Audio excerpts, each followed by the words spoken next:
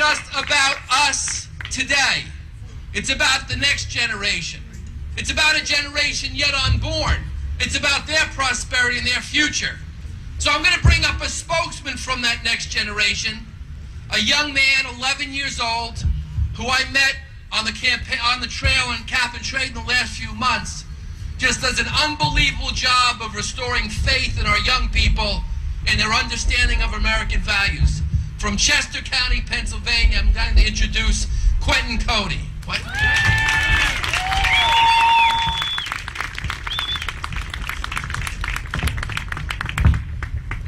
Thank you.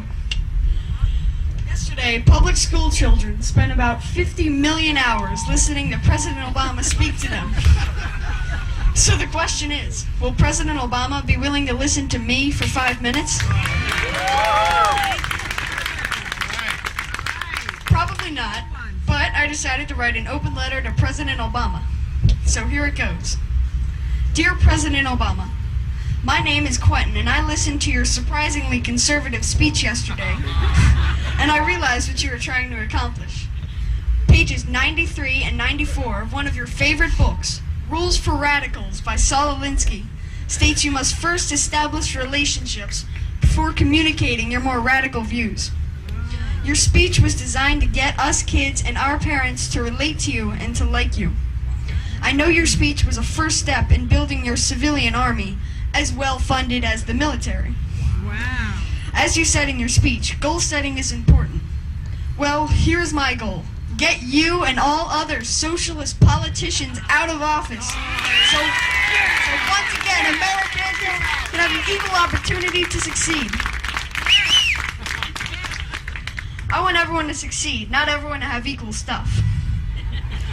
I've also learned that there are 3 kinds of people. Those that can count and those that can't.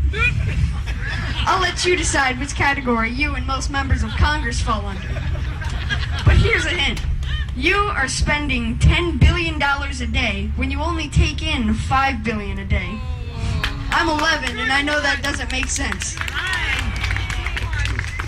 Right now, our government has lots of problems, but your solutions are to get the government to solve everything.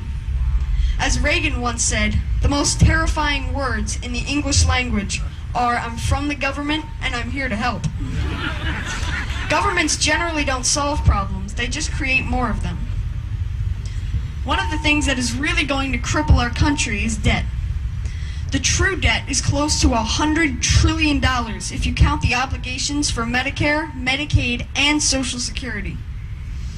I did some rough math and figured out if you took our debt in $1 bills and laid it around the equator, it would go around about 400,000 times. So we have a problem. What's the solution?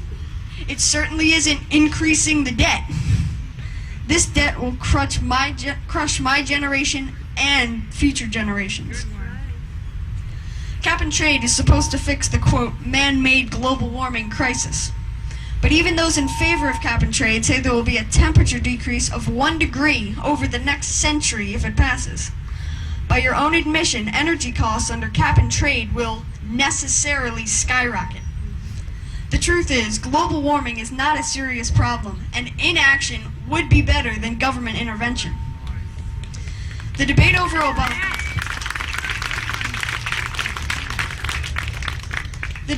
Obamacare is simple for me. If only 5% of U.S. citizens can't afford health insurance, why does it make sense to throw out the best healthcare system in the world? You keep saying that if you like your insurance plan, you can keep it. But in page 16 of the immense healthcare bill, it says you can't make changes to your insurance plan or even switch private healthcare companies. Also, if you're like most people, your employer will decide if you can keep your current insurance, and if the government plan is cheaper, you will be forced into the government option.